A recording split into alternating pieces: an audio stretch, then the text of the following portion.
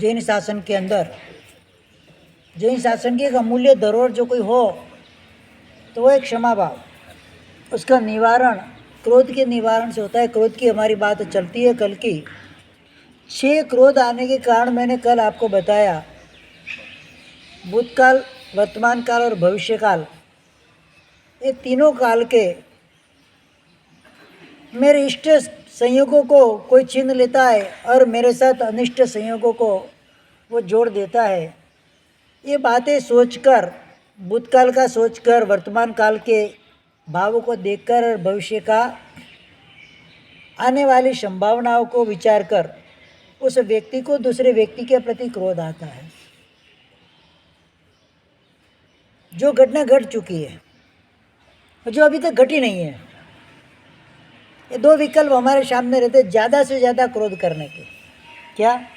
जो घटना घट चुकी है, जो घटने वाली है, अभी घटी नहीं है, घट भी सकती है, नहीं भी घट सकती, बस उसके बारे में सोचकर हम गुस्सा करते व्यक्ति के ऊपर। ये 2 विकल्प ऐसे है, टोटल 3 विकल्प बताए मैंने। ये तीनों विकल्पों के अंदर सबसे ज़्यादा अगर गुस्सा किसी को आता है ना, तो भूतकाली बातों को याद करके, संस्मरण करके गुस्सा सबसे ज़्यादा आता है। क्यों? वर्तमान काल की तो समय, एक समय की घड़ी है। आएगा गुस्सा, किसी ने गलत कह दिया, गुस्सा आएगा, लेकिन वो थोड़े समय तक का रहेगा, ज़्यादा खींचेगा नहीं वो गुस्सा।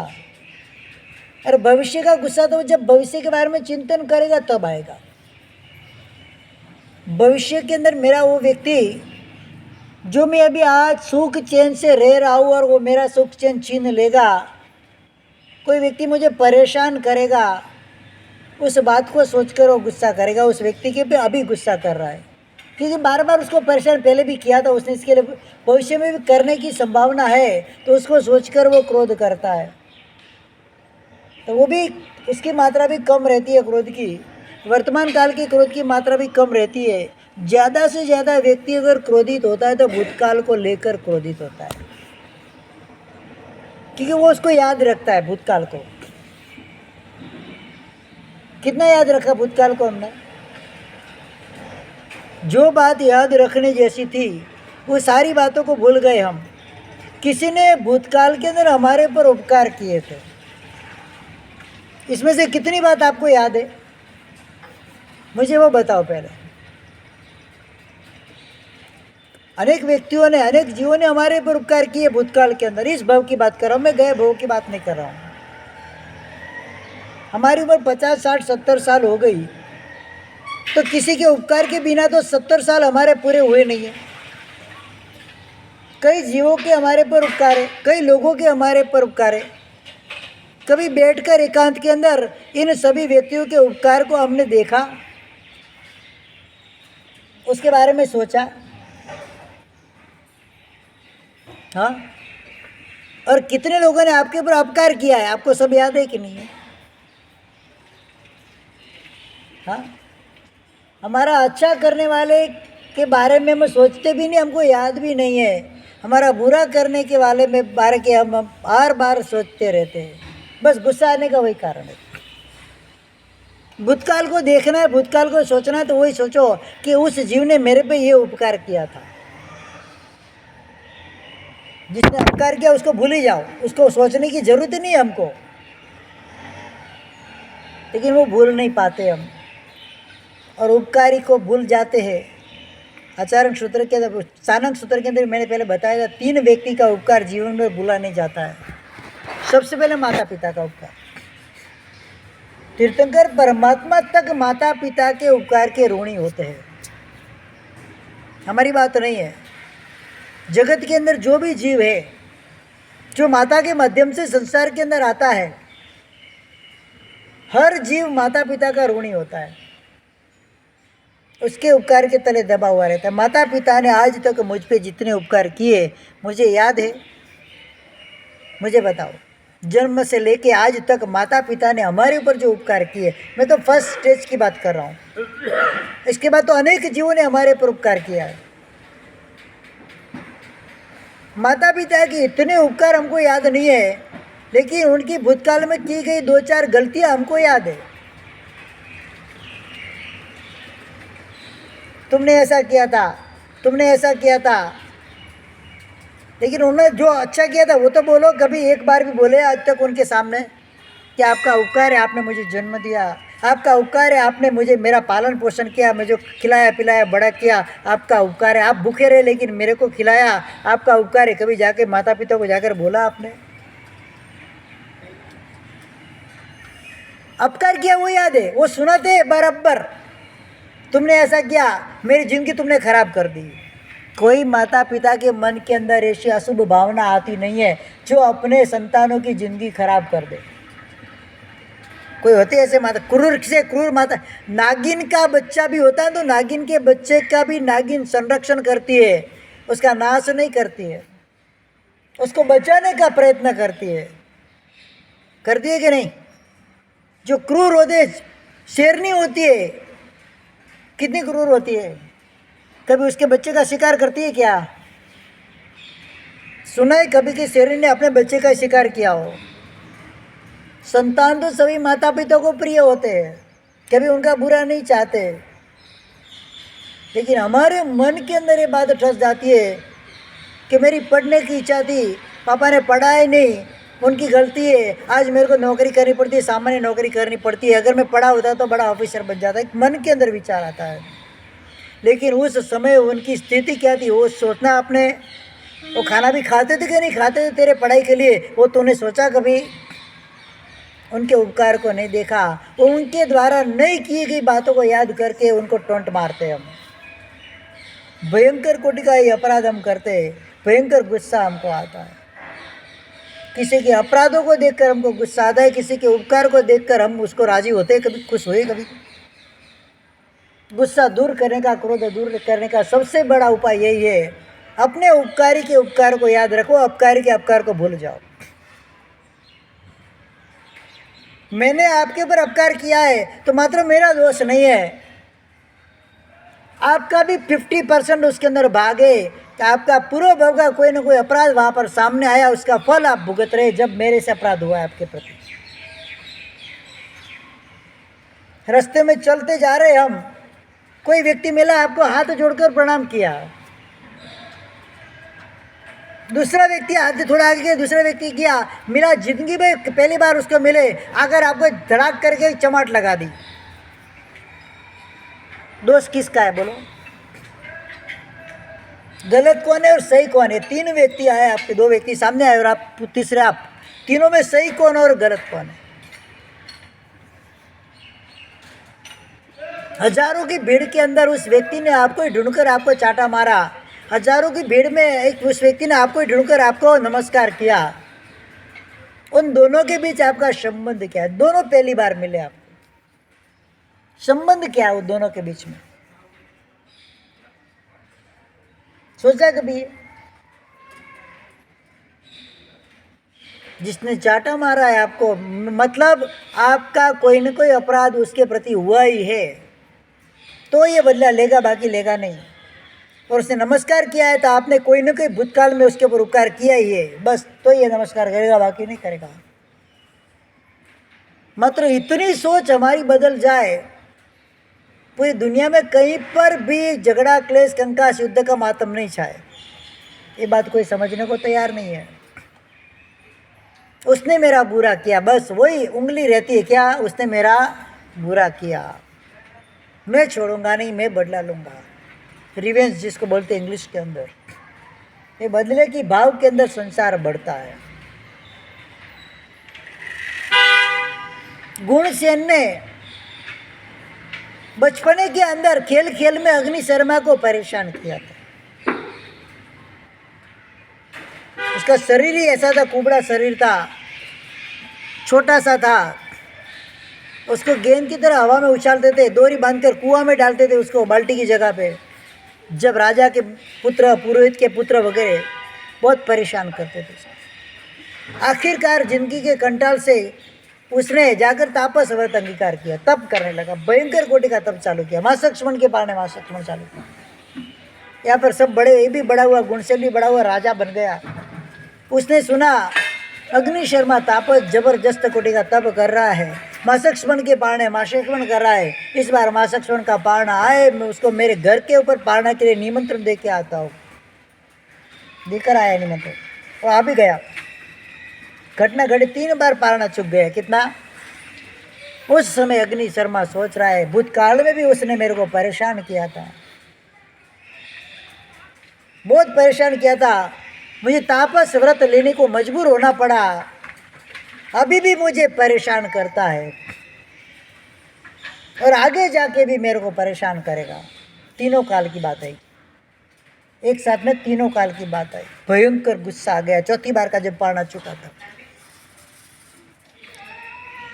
सारी पराकाष्ठा को पार कर दिया, गुस्सा की, क्रोध की सारी पराकाष्ठा को पार कर दिया उसने उस समय। अभी 3 बार तो समता भाव, 3 बार कुछ भी नहीं सोचा, उसके मन में भी कुछ नहीं आया। इतना तप किया था, थोड़ी तो समता आएगी कि नहीं आएगी। चौथी बार जो घटना हुई, पारणा चुक गया, आया सीधा आजीवन के लिए आमरण उपास के लिए बैठ गया। वो मन के अंदर संकल्प कर लिया, दृढ़ नियाणा कर दिया, भूतकाल में बचपने में भी उसने मेरे को परेशान किया था, आज भी मुझे चैन से जीने नहीं देता है और भविष्य में भी वो मुझे चैन से जीने नहीं देगा, ऐसा मुझे प्रतीत होता है। वहाँ पर नियाणा कर दिया, अगर मेरे इस तप का कोई फल हो, बहु उसको मारने वाला बनूं। क्रोध के अंदर आकर खत्म हो गया। क्रोध कहाँ तक लेके जाता है?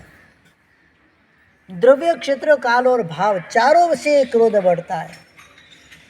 उसके लिए तादृश उदाहरण चंड कौशिक का लिया जाता है। पहले भव के अंदर श्रवण की अवस्था के अंदर मासक स्मरण का पारणा मात्र एक छोटी सी विराधना मेंढकी की हो गई। बाल मुनि ने याद कराया, सुबह जैसे गोचरी की आलोचना करते, गोचरी आलोचते, तब याद कराया कि आपके हाथों से विराधना हुई, या प्रायश्चित ले लो। ठीक है, मैं ले लूँगा। नहीं लिया।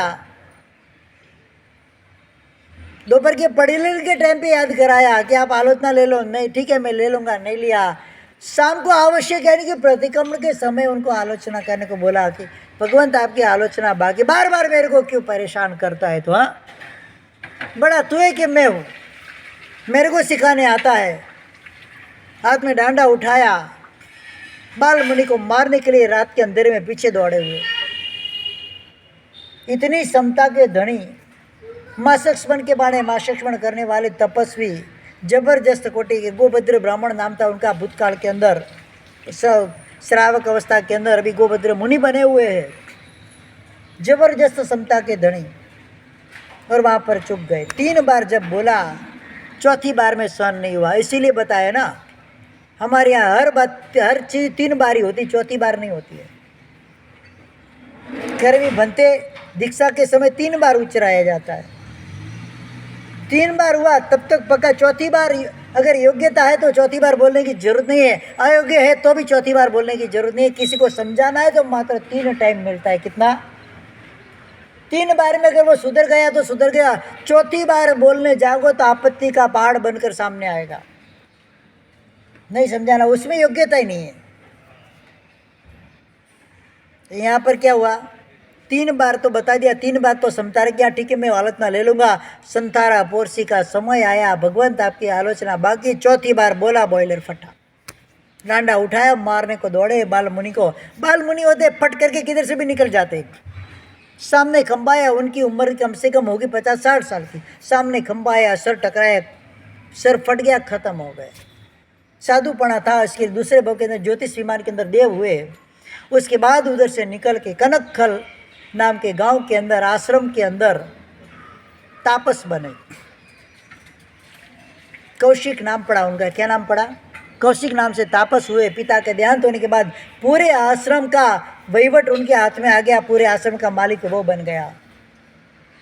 पहले कितना क्रोध था एक व्यक्ति के प्रति, बाल मुनि के प्रति? कितने समय का था? मात्र थोड़े समय का। द्रव्य क्षेत्र कितना था? खाली उपास रहेगा। काल कितना था? अल्प समय का। भाव कैसे थे? एक व्यक्ति को खाली डांडा फटकारना, बस इतना ही भाव था। कसाई की मात्रा अल्प थी उस समय। अब दूसरे भाव के अंदर आए। क्षेत्र कितना मिला? पहले उपास रहता, आज आश्रम पूरा है। कितना बड़ा क्षेत्र मिला? पहले शस्त्र के रूप में एक मात्र डांडा था, उपकरण था। आज शस्त्र के रूप में कुहाड़ी हाथ में आ गई। भाव से देखा जाए तो काल कितना, जब तक जिएगा तब तक। द्रव्य, क्षेत्र, काल और भाव। भाव से पहले एक व्यक्ति को मारने का था। आश्रम के अंदर जो भी व्यक्ति फल तोड़ने के लिए आए पेड़ों के ऊपर से, सबको मारने के लिए दौड़ता है वो, गुस्सा होकर। 4 चीज बड़ी, द्रव्य बड़ा, क्षेत्र बड़ा, काल बड़ा और भाव बड़ा। भाव से जितने भी आए इतने को, पहले एक ही व्यक्ति था, अब जितने आए इतने। द्रव्य से पहले डांडा वगैरह था, सामान्य उपकरण था, आज तीक्ष्ण हथियार लेकर खड़ा हुआ है। क्षेत्र से उपाश्रय, आज क्षेत्र से क्या हुआ, पूरा तापस का आश्रम जंगल जैसा, वहां पर भी घटना घटी। राजकुमार वगैरह थे, फल तोड़ने के लिए आश्रम के अंदर वो कूदे, उसको मारने के लिए कुआड़ी लेकर दौड़ता है, काट डालूंगा, किसी को नहीं छोड़ूंगा। सभी इंसान मतलब मनुष्य के प्रति उसको वैर भाव हो गया। एक पहले एक के प्रति था, अब सबके प्रति हुआ। भावधारा कैसी बढ़ी, क्रोध की मात्रा कैसी बढ़ी।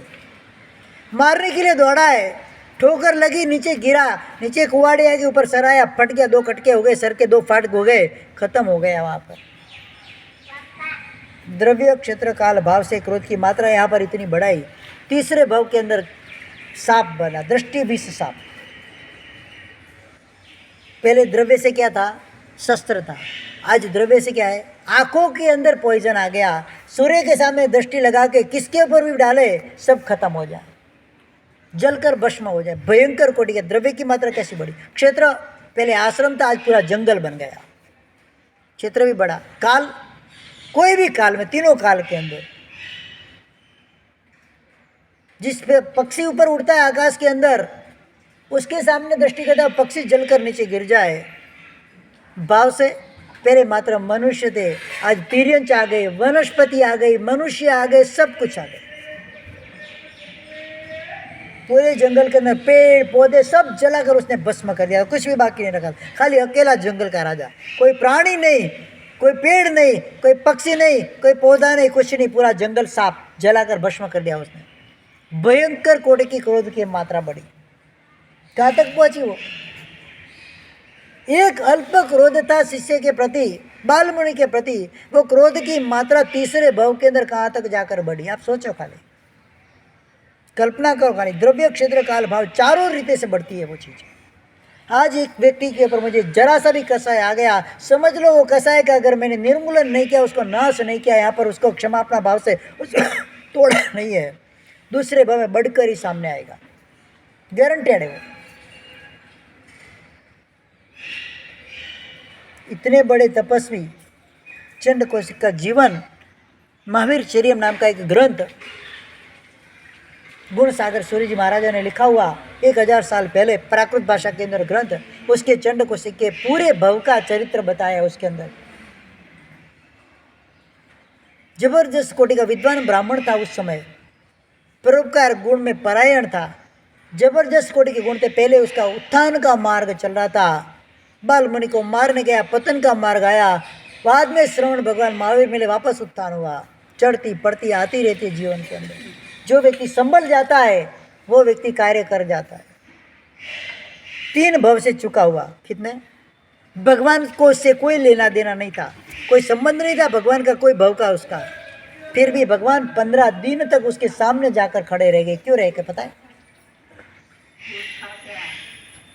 कोई संबंध से आए, ऋण था, कोई भगवान का कर्जा था, उसको समझाने का कुछ भी नहीं। लेकिन उसके अंदर 2 गुण थे, उसकी संसारी अवस्था के अंदर, गोभद्र ब्राह्मण की अवस्था के अंदर, एक तो परोपकार नाम का, और दूसरा नंबर का गुण था उसका पर स्त्री को माँ बहन समान गिनने। जबरदस्त छोटे के 2 गुण थे उसके अंदर। ये 2 गुणों के कारण परमात्मा खींचकर उसके सामने आकर खड़े रह गए। आज जबरदस्त परोपकार किया था उसने उसके उस भव के अंदर, जो गोभद्र ब्राह्मण जब दीक्षा ली तब। पूरी स्टोरी उसकी, इतना समय नहीं है अपने पास दिखाने का, और तब जाके परमात्मा उसको स्वयं मिले और उसका उद्धार परमात्मा ने स्वयं किया। परमात्मा भी उद्धार कब कर सके, जब मन के अंदर संकल्प हुआ आज के बाद क्रोध बंद, आज के बाद कसाय बंद, कसाय का निमित्त भी बंद। और बिल के अंदर मुंह डाल दिया, क्योंकि निमित्त मिलता, बाहर दृष्टि होती तो कोई ना कोई निमित्त मिलता, वापस कसाय बढ़ता, तो दृष्टि को कहाँ डाल दिया, बिल के अंदर, पूरा शरीर बाहर है, दृष्टि अंदर है खाली बस। और भगवान भी परोपकार, उसको मन विचली, उसकी समाधि टूट नहीं जाए, असमाधि में नहीं आ जाए, उसी उपकार के लिए परमात्मा सतत अपनी दिव्य दृष्टि उसके ऊपर डाल के 15 दिन, वहाँ 15 दिन के उपवास 24 करके भगवान उधर स्थिर रहे, उसको देखते हुए। तीर्थंकर का कितना जबरदस्त कोटि का उपकार होता है, एक जीव के प्रति कितना उपकार होता है, उस जीव को तारने के लिए आए थे। सबने मना किया था, भगवान उस जंगल के अंदर जाने जैसा नहीं है, विश्व भर्યું કે નાક નિકટ છે, માં જાઓ પ્રભુ पंत विकट છે, विश्व भर्યું કે नाक निकट છે, सबने मना किया था, फिर भी भगवान गए। भगवान को पता था मन पर वे ज्ञानी थे, जीव का उद्धार हो जाएगा मेरे जाने से, भले तूफान करेगा थोड़ा स्टार्टिंग में किया ना, डंक तो मारे भगवान को भी, लेकिन उसका अंत में उद्धार होगा। परमात्मा ने अपने ज्ञान में जान लिया था और भगवान जाकर खड़े रह गए जंगल के अंदर। बुलाना है भगवान को, बोलो भगवान को बुलाना है पास में। विनोद भाई, कोई भव्य भगवान साक्षात हमको मिल जाए, हमारा उद्धार कर जाए, ऐसा कुछ घटना घटा नहीं है। तो सबसे पहले आज से परोपकार करना चालू करो। परोपकार नाम का गुण ऐसा है, परमात्मा को भी खींच के लाता है, और परमात्मा भी परमात्मा कब बनते, जब उनके अंदर परोपकार नाम का गुण विकसित होता है। परोपकार करने वाला व्यक्ति कसाई बन सकता नहीं है, कसाई करने वाला बन सकता नहीं है, क्योंकि उसके मन के अंदर किसी के प्रति असद भाव नहीं होता है। कसाई कब आता है, व्यक्ति को कसाई कब आता है, किसी व्यक्ति के प्रति दुर्भाव हो जाता है, असद्भाव हो जाता है, तब कसाय आता है। क्रोध कब आता है, जिस व्यक्ति के प्रति अपने को सद्भाव है, सम्मान है, बहुमान है, उसके प्रति कभी क्रोध आता है? ऐसा तीनों काल में हुआ है कभी? और जिसके प्रति परोपकार की बुद्धि हमारी जगती है, परोपकार करने की भावना कब होती है, उसके प्रति सद्भाव जगता है, तभी परोपकार करने की भावना जगती है। और सद्भाव की कंडीशन के अंदर कभी क्रोध होता नहीं है, कसाय होता नहीं है, चारों कसाय नहीं होते। सद्भाव की कंडीशन के अंदर हम किसी व्यक्ति का सम्मान करने के लिए यहाँ पर खड़े करते तो क्रोध से उसका बहुमान करते, कैसे करते? हाँ, सद्भाव से ही करते हैं ना। नहीं, इस व्यक्ति ने आराधना की है, इस व्यक्ति ने तपस्या की है, इस व्यक्ति ने इतना लाभ लिया है, जबरदस्त दानी है, दाता है, तपस्वी है, रागी है, वैरागी, संयमी है, उनका बहुमान करने के लिए हम खड़ा होते हैं तो द्वेष से करते हैं। उसके प्रति सद्भाव आता है तब होता है, जब सद्भाव आता है तब उस समय कसाय रहता है। परोपकार करने वाला व्यक्ति कसाय कर नहीं सकता है, कसाय करने वाला व्यक्ति परोपकार कर नहीं सकता है। गुस्से में कोई किसी का भला नहीं कर सकता है, करता है? किया कभी किसी ने गुस्से में भला? हाँ, किसी व्यक्ति को गुस्सा आ गया, चाह तेरे को आज बाइक लेके दे दूंगा, बोला किसी ने? गुस्से में किसी ने बोला? हाँ, तुझे पद्मावती नगर फ्लैट दे दूंगा, गुस्से में किसी ने बोला? नहीं बोलेगा वो। गुस्से में व्यक्ति कोई भला नहीं कर सकता है। भला करने के लिए उसको समा भाव में आना पड़ता है, क्षम भाव में आना पड़ता है, सद्भाव में आना पड़ता है। उस व्यक्ति के प्रति जब बहुमान भाव जगता है, परोपकार भाव जगता है, तभी वो भला कर सकता है, नहीं कर सकता है। नहीं। कितनी बातें हम खाली बाहर की बातें सोचते, थोड़ा एक स्टेज अंदर जाके सोचे, हर गुण के पीछे कोई ना कोई विशिष्ट कारण होता है। तीर्थंकर परमात्मा भी अपने कोई ना कोई भाव के अंदर परोपकार गुण के माध्यम से आगे आते हैं। परोपकार गुण के लिए सम्यक दर्शन की आवश्यकता नहीं है, परोपकार गुण के लिए सम्यक दर्शन की आवश्यकता नहीं है। मिथ्या दृष्टि भी परोपकार कर सकता है, मिथ्या दृष्टि भी दानी बन सकता है, दान दे सकता है। मिथ्या दृष्टि भी सम्मान कर सकता है, बहुमान कर सकता है। उसके लिए सम्यक दर्शन की आवश्यकता नहीं है। तो क्या है? मार्गानुसारिता के गुण है, परोपकार वगैरह। कोई भी जीव मार्गानुसारिता के जो 16 गुण होते हैं, 16 गुण के अंदर प्रवेश करता है तो सबसे पहला गुण परोपकार का ही आता है। तो परोपकार गुण प्रबल होता है तो क्रोध का नाश हुए बिना रहता नहीं है। और परोपकार गुण की पराकाष्ठा यानी कि परम करुणामय अवतार तीर्थंकर परमात्मा का मिलता है। सभी जीव करु शासन रस्य की भावना तभी आती है कि सकल 14 राजलोक के जीवों के प्रति मुझे सद्भाव उत्पन्न होता है। किसी के प्रति तिरस्कार भाव नहीं होता है, किसी के प्रति क्रोध का भाव नहीं होता है, किसी के प्रति आवेश का भाव नहीं होता है, तब जाके मेरे अंदर ये परोपकार का गुण प्रकट होता है। सभी जीव करु शासन रसी, खाली हम बोलते और हमारे आसपास में रहते उनके प्रति हमको भयंकर द्वेष होता है। 14 राजलोक के जो अनंत जीव है, परमात्मा की मन के अंदर ये भावना होती है, अगर मेरा बस चले जो हो वे मुझे शक्ति इसी, सभी जीव करो शासन रसी।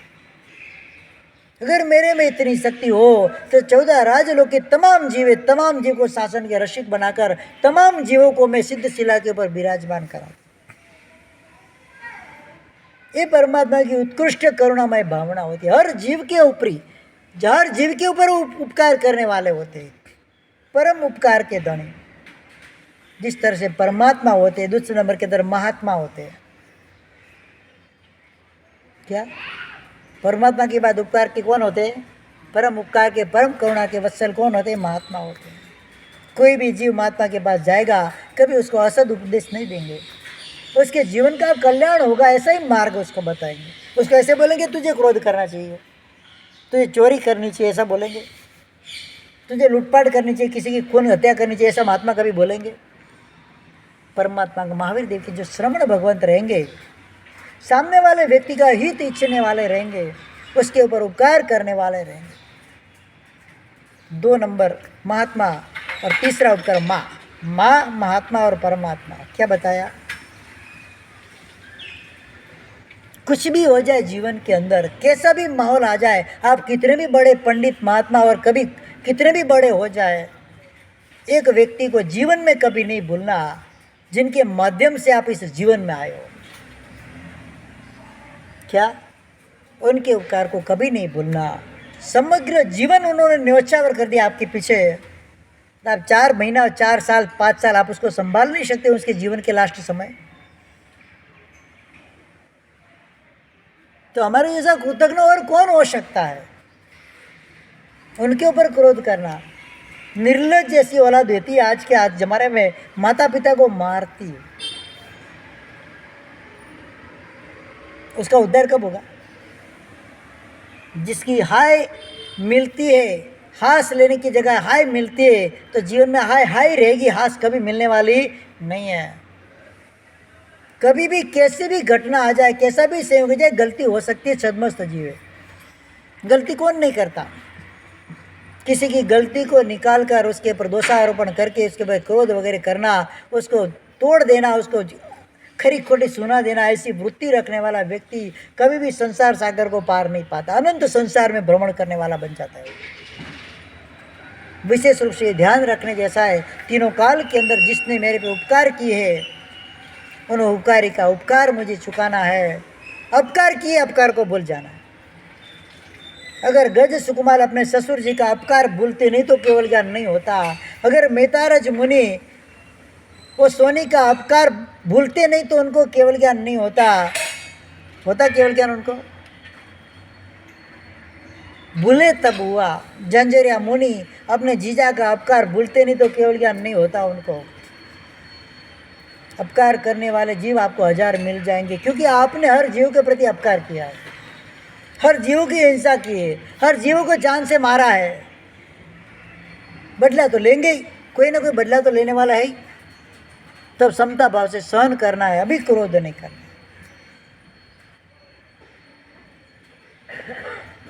भूत भविष्य का विचार ही नहीं करना, वर्तमान के अंदर जियो। भूतकाल को भूल जाओ। भूतकाल के अंदर अच्छा किया है ना, सुक्कड़म अणुमयामी दुक्कड़म गरियामी। पंचसूत्र अगर पढ़ा है किसी ने तो उसके अंदर आती है बात, सुक्कड़म अणुमयामी दुक्कड़म गरियामी। जो जो भी मैंने भूतकाल के अंदर सुकृत किए हैं, किसी को बताने की जरूरत नहीं, कहीं जताने की जरूरत नहीं है। अपने अंदर उस सुकृत को याद कर कर मनोमन उस सुकृत की अनुमोदना करनी है। मेरे जीवन में मुझे इतना तो लाभ मिला, मैंने ये सुकृत किया, मैंने माँ सक्षमण कर लिया, मैंने 28 कर ली, मैंने परमात्मा की प्रतिमा का निर्माण कराया, मैंने परमात्मा की जिंदाले का निर्माण कराया, मैंने शरीपालित संघ निकाला, मैंने यात्राएं कराई, मैंने वो कराया, सुकृत मैंने किया है।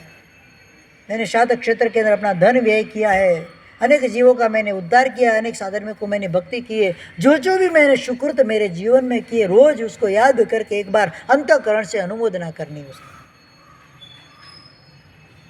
बार बार उसकी अनुमोदना करनी है। जो जो मेरे से अपराध जिन जिन जीवों के प्रति हुआ है, जिन भावों के प्रति, जिन वस्तुओं के प्रति हुआ है, उन सभी को याद करके उसकी मिच्छामि दुक्कड़म रोज दे रहा है। दुक्कड़म घरियामी, दुष्कृत की निंदा करनी है। पंचसूत्र किन महापुरुष ने रचा, पूर्वाचार्य ने किसी ने रचा है, इनका नाम भी नहीं लिखा है उन्होंने, लेकिन ऐसा जबरदस्त कोटि का ये सूत्र बुझो बुझो संक्लेश तिकालम असंक्लेश उसके अंदर बताया है। अगर संक्लेशित वातावरण मन होता है आपका, मन के अंदर भयंकर कोटि के कसाई आपको परेशान कर रहे हैं, बार बार पंचसूत्र का अध्ययन करो। आप संक्लेश की अवस्था नहीं है, शांति की अवस्था नहीं है, तो तिकालम असंक्लेश है, 3 काल सुबह दोपहर शाम असंक्लेश अवस्था के अंदर पंचसूत्र का अध्ययन करना है। तो अगर संक्लेश होता है, मन विचलित होता है, बेचैन हो जाता है, कुछ भी सूझबूझ नहीं पड़ती, बार बार पंचसूत्र का अध्ययन करना है। इसके अंदर ही लिखा है, पंचसूत्र के पहले अध्ययन के अंदर पहली बार ही लिखा है कि बुझो बुझो संकिलेश तिकालम असंकिलेश। क्यों लिखा है? इस सूत्रों के माध्यम से हमारी आत्मा के अंदर एक विशिष्ट प्रकार गुण पैदा होता है, क्षमता भाव का। कम से कम नए अपराधों से हम बच जाते हैं। पुराना हो गया तो हो गया, उसके तो बचने की कोई संभावना नहीं है, लेकिन नए अपराध मेरे से नहीं होते।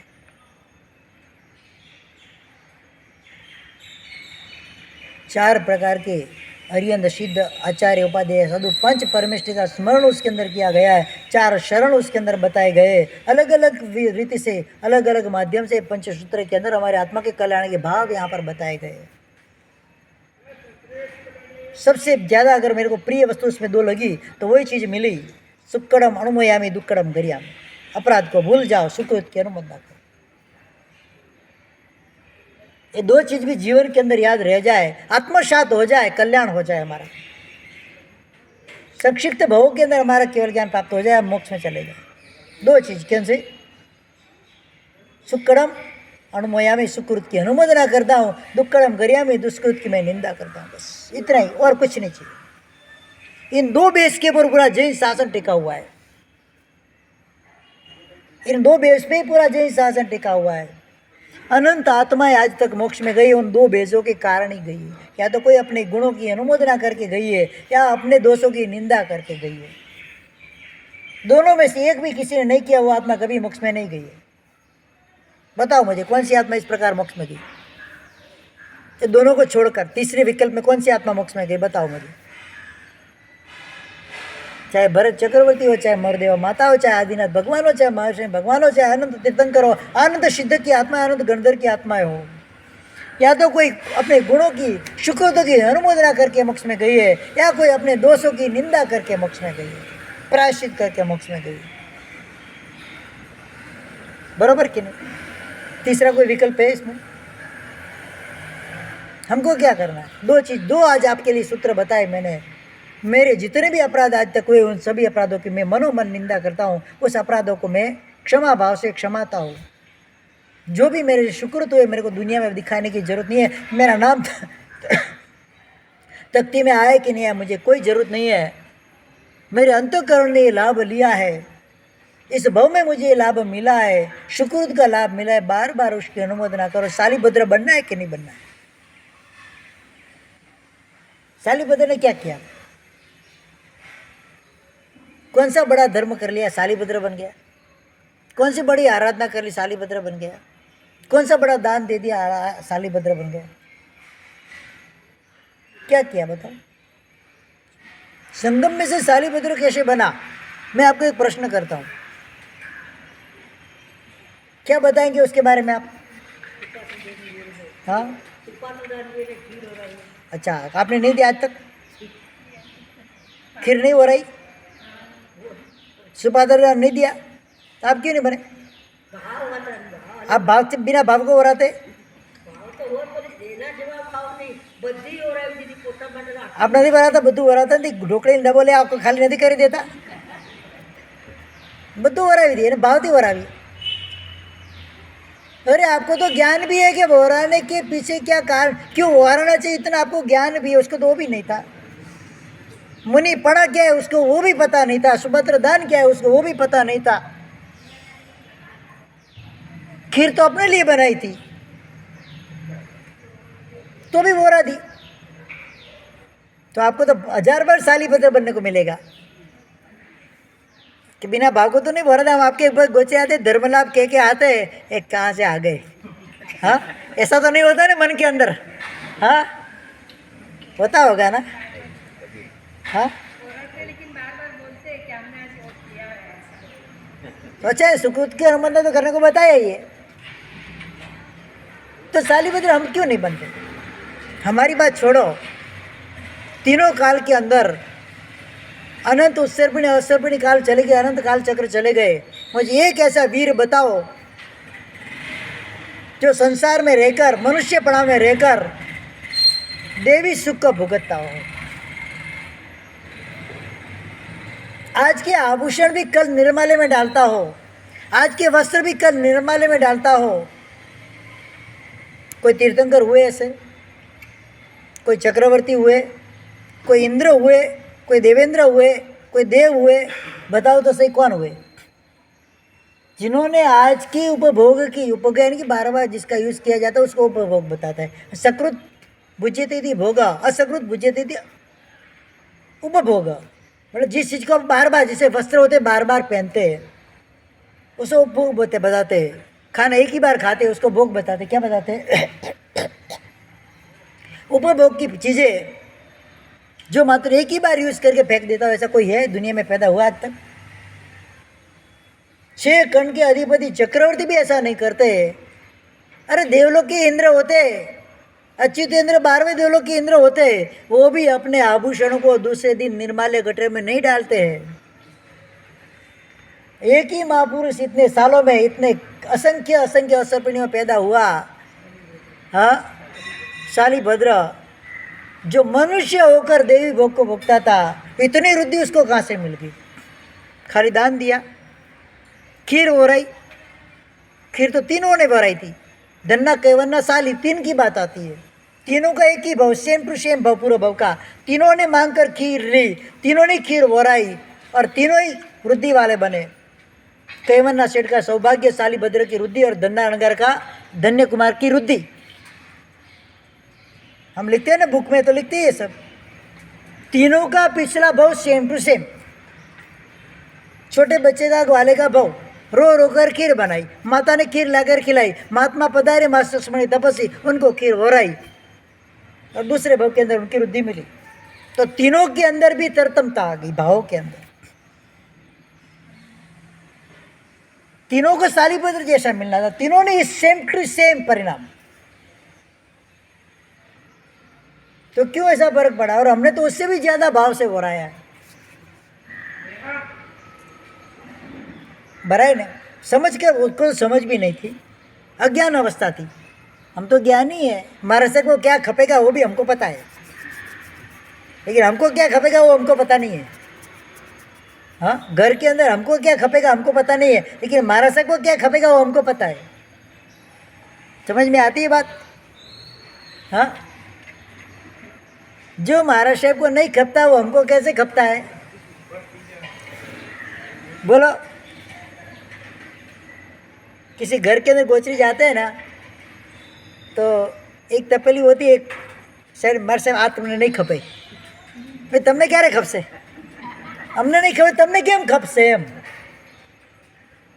बोलते। बहनें इतनी होशियार होती है हमको भी उलझन में डाल दे। मारे साहब आ खपे એવું નથી તો કેમ બનાવ્યું ઘરમાં ખપે એવું નથી તમને ખપશે તો અમને ખપશે લાવો અમે વરશું खपे कि ना खपे हमने बोलो। घर के अंदर आलू की सब्जी बनाई हमको खपे कि नहीं खपे बोलो। हमारे लिए बनाई आपने निर्दोष है ना निर्दोष है कि नहीं मैं बताता हूँ मैं आपको। हमारे लिए निर्दोष भोजन है कि नहीं? हमारा निमित्त है ही नहीं अंदर। क्या आपको पता है हमारे साथ तो भरते ही नहीं है। टोटल निर्दोष 100% शुद्ध है हमारे लिए। आलू पक गया है, अचित हो गया है, कल पे बनता है कि नहीं बनता है? बोलो, व्यवहार की बात नहीं कर रहा हूँ, वो चीज़ कल पे है कि नहीं हमारे लिए? व्यवहार से नहीं बोल रहा है, ये चीज़ अलग है, लेकिन कल पे है कि नहीं हमारे लिए? क्यों नहीं है बताओ? वो तो पूर्ण अचित है, अभी अनंत का नहीं है, वो सींच गया पूरा। आलू प्याज की सब्जी पूरी सींच गई, अनंत का नहीं है अभी। कल पे है कि नहीं हमारे लिए बताओ? व्यवहार की बात नहीं करो, व्यवहार मत लाना बीच में। हमारे लिए वो चीज़ निर्दोष है, कल पे है कि नहीं? हम बोरे कि नहीं बोरे? बोलो, व्यवहार के कारण नहीं बोलते, ये बात चीज़ अलग है, लेकिन हमारे लिए कल पे बनती है नहीं बनती ऐसा नहीं है, लेकिन व्यवहार नहीं है यहाँ पर, परंपरा नहीं है, व्यवहार नहीं है, जो भी नहीं बोलना है। ताकि आपके निमित्त से बना है क्या? उल्टा मत लेना कि हमारे से भोर सकते, ऐसा उल्टा मत लेना। खाली तो बताता हूँ आपको, एक चीज़ बताता हूँ कि हमारे से भोर सकते तो हमको क्या प्रॉब्लम है खाने में, ऐसा उल्टा मत पकड़ना। कभी कभी जैनोत्तर के अंदर हम गोचरी जाते हैं, पूछताछ करते हैं उसमें कुछ डाला है कि नहीं डाला है, कभी ऐसा वैसा, तो इसमें कभी आ जाता है केले की जगह आलू की सब्जी आ जाती है, पता नहीं चलता है, तो क्या करा? बाहर फेंक देना? नहीं, हमको वापरना पड़ता है, बाहर नहीं फेंक सकते हम। पता चले, सामने वाले को पता चल जाए कि मैंने आलू की सब्जी भराई और बोलने के लिए आए, तो फिर उसको परख देना पड़ता है। अगर पता वो बोलने के लिए नहीं आए और हमको पता चल गया कि आ गया, तो फिर वापरना पड़ता है। एक बार एक गांव के अंदर एक घर से मैं गोची लेकर आया, बताना नहीं चाहिए लेकिन बताता हूँ मैं आपको। कड़ी बोरी मैंने, कड़ी होती है ना, पूछा भी मैंने, अंदर आलू प्याज लहसुन वगैरह कुछ डाला तो नहीं है ना? तो कहीं हमारे से कुछ भी नहीं डाला हुआ है, अब उनको पता ही ना, किसी ने डाल दिया होगा। लेकर आया मैं, स्मेल से ही पता चल गया अंदर लहसुन डाला हुआ है। अब सभी महात्मा तो कोई तो खाए नहीं रहते, तो उसको तो स्मेल से उसको तो उल्टी हो जाती है। आ गए, लेकर तो आ गए, अब वापस भी नहीं दे सकते क्योंकि पता नहीं महात्मा ने पूछताछ करके लाया है, कोई इसमें कोई उनकी गड़बड़ी की नहीं है। लेकिन और उनको पता भी नहीं था कि कभी लहसुन उन्होंने खाया भी नहीं था। मैं नहीं, चलो मैंने तो खाया हुआ था, मैं ही लेकर आया तो मुझे तो स्मेल आती नहीं है, मैंने पहले खाया हुआ है। लहसुन डाला भी है तो मुझे स्मेल नहीं है, जो नहीं खाया उसको स्मेल आती है। लेकर आया, मैं ही लेके आया था। सब महात्मा 7-8 महात्मा थे, कौन वापरेगा? तो बड़े मानस है कि तुम ही वापरो अभी, हाँ? फिर मेरे को ही वापराया। मतलब ऐसा कि वो कल पे वस्तु बन जाती है, हमको छोड़ना नहीं है, उसको परखना नहीं होता है कि अचित हो गया है अभी, ये चीज़ होती है। तो ऐसा नहीं कि हमारे से वापर सकते हम भी वापर सकते हैं, ऐसा नहीं है। कभी ऐसी घटनाएं हो जाती है और पता चल जाता है। सिंदूरकर के गाँव में आचार्य भगवान रामचंद्र सूर्य महाराज ने सबसे पहला व्याख्यान उस गांव में दिया था। उस गांव में हम गोचरी में गया था, एक घर से मैंने मुरब्बा भरा, दूसरे घर से भी वापस मुराविसी कातली में दूसरी बार भरा। पहले घर से हो रहा था, वो आम का नहीं था, कांदा का मुरब्बा था, और पता भी नहीं चला आम का है कि कांदा का है, ऐसे ही बना दिया था, और झोल भी ऐसी ही रहती है। और दूसरी घर से बोरा वो आम का था, मेरा तो बंद है, मेरे को तो खाना ही नहीं था आम का मुरब्बा। लाकर रखा और बेन आए उनके घर से, अरे मारे से પેલા તમારા મારે से પેલો મુરબ્બો વોરીને ગયા છે ને તમે વાપરતા નહીં, કાંદાનો છે। अभी पता चल गया था, अभी उसको पढ़ना पड़ता है। अगर दूसरा अंदर नहीं बोरा होता तो उनको वापस कर देते हैं, वो अकल पे नहीं बनता है, अकल पे बन जाता है तो वापस कर सकते हैं हम उसको। लेकिन इसमें दूसरा बोर लिया था तो निर्वध्य स्थान में उसको परखना पड़ता है। अगर पता नहीं चला वापर लिया तो दोष रूप नहीं होता है। यह अनेक घटनाएं होती है जीवन के अंदर। कल पे अकल पे अपनी सालीभद्र की यहाँ पर बात चल रही थी, सालीभद्र को इतनी रुद्धि कैसे मिली? बस एक ही चीज़ था, शुक्कड़म अनुमयामी। बार बार उस सुकृत की अनुमोदना करते, दूसरे किसी को बताया नहीं है, अपनी माँ तक को नहीं बताया कि अरे महात्मा को मैंने खीर बोरा दिए, आज मुझे इतना अतिशय लाभ मिला है। 1 महीना की मेरी तपस्या फल गई। 1 महीने से जाकर महात्मा को विनती करते थे वो, पधारो मेरे घर, आप खाना नहीं खा रहे हो, आप कैसे हो, आप कैसे जी पाओगे, 1 महीने से आप खड़े हो। रोज विनती वो बच्चा करता था। जंगल के अंदर महात्मा आकर्षक ध्यान के अंदर 1 मास लक्ष्मण का तपस्या करके खड़े हुए थे। बच्चे के मन के, मैं तो रोज़ खाता हूँ, आप तो आज भी खाना नहीं खाया, आप पानी भी नहीं पिया, और मैं जाके घर पे खाना खाता हूँ। मुझे अच्छा नहीं लगता है। आप मेरे घर पधारो। और माँ सचपन के पाणे योगानुग उनके घर पे आना हुआ। आप देखो, रोज की 1 महीना की सतत विनंती है। और विनंती कैसी? खाली ऊपर चली नहीं है, अंतःकरण की और अंदर के क्या बोलते हैं, एक करुणा भाव की विनंती है। मैं तो रोज खाता हूँ, आप भूखे हो। दूसरों को खिलाने की वृत्ति की है उनकी जो विनंती है। वो देख नहीं सकते सामने वाला भूखा है, वो देख नहीं सकते, इसके लिए विनंती कर रहे हैं। अंदर भर गए पूरा। शालिभद्र का जीव जो था संगम का हक, आप क्यों नहीं खाते हो? पर उस समय शालिभद्र के साथ घर पे, संगम के घर पे वो महात्मा पधारे, भाव की धारा कैसी होती? 1 महीना की सतत जिसकी चाहना थी, जिसको खिलाने की चाहना थी, जिसको वराने की चाहना थी, जिसको कुछ देने की चाहना थी, 1 महीना की सतत विनंती थी। और उसी विनंती के कारण वो महात्मा उनके घर पे पधारे हुए हैं। और तब कैसे भावोगे? पूरी थाली उठाइए। मुकु एवं नतु, खबर पड़ी गई? हाँ, हम घर में गोचरी जाते हैं ना, 1 रोटी उठाते, साहेब मुकु, साहेब दुखी न थवा जो ने વધારે લઈને એટલા માટે करुणा भाव से साहब के प्रति आपका क्या? साहब मुकु, साहब मुकु। तो मेरे जैसा थोड़ा दिमाग का हटेला हो तो बोले मुकना, मुक मुक क्या बोले, रख दे। बस ऐसा होता है। आपके अंदर कौन सी करुणा भावना है हमारे प्रति पता नहीं है कि हमारे साथ ज़्यादा वापर के दुखी नहीं होने चाहिए, इसके लिए शायद आपके ऐसे बोलते होंगे। अनुमोदना है आपकी, लेकिन उठाना क्या है? जो भी पात्र के अंदर द्रव्य पड़ा, पूरा पात्र उठाना है, पूरे पात्र का लाभ मिलता, ये होती है भावना। कई ऐसे हमारे श्राविका बहनें हैं, जबरदस्त कोटि के उत्तम भाव। घर के अंदर गए, कुछ हो रहा नहीं है ना, तो चंदन बाला की तरह उनकी आंख में से आंसू आ जाते, हमने खुद देखे। हमारे साहब कहीं नहीं हो रही, कुछ ऐसा कुछ खप नहीं हो, घर के अंदर कोई चीज़ नहीं हो के जाए, पूरा दिन उनका बेचैन, खाना भी नहीं खाए। हमारे साहब खाली हाथ गया। ऐसे भी भाव वाले होते हैं, नहीं होते हैं? सुलसा श्राविका जैसे ऐसे भी होते हैं। जैन शासन इसके लिए टिका हुआ है, आपके ऊपर नहीं टिका, उनके ऊपर टिका हुआ है। अब तो दुकान में नोट गिनने में रहते हो। हमारे साहब को वाराणसी का अवसर होता है, घर पे रहते, हाँ रहते, घर पे रहते क्या, तो भाव क्या आएगा? सद्भाव से महात्मा गोचरी पधारे वहाँ पर, और वहाँ पर शालिभद्र का जीव जो खड़ा हुआ, पधारो पधारो पधारो करके अंदर गया, हाथ से पकड़ कर लेकर आया है, घर के अंदर लेकर आया है। और पूरी थाली जो खुद की इतनी मेहनत करके उसने थाली को प्राप्त की थी, खीर की, सोचा भी नहीं मैं भूखा रह जाऊंगा, मुझे खाने को नहीं मिला, बिल्कुल मन में विचार तक नहीं आया। जिंदगी में पहली बार खीर मिली है, हर बार रोज मिलती नहीं थी, पहली बार खीर मिली है। और ये महात्मा को दे दूंगा तो मैं क्या खाऊंगा, मन में विचार तक नहीं आया। बोलो सच्चा।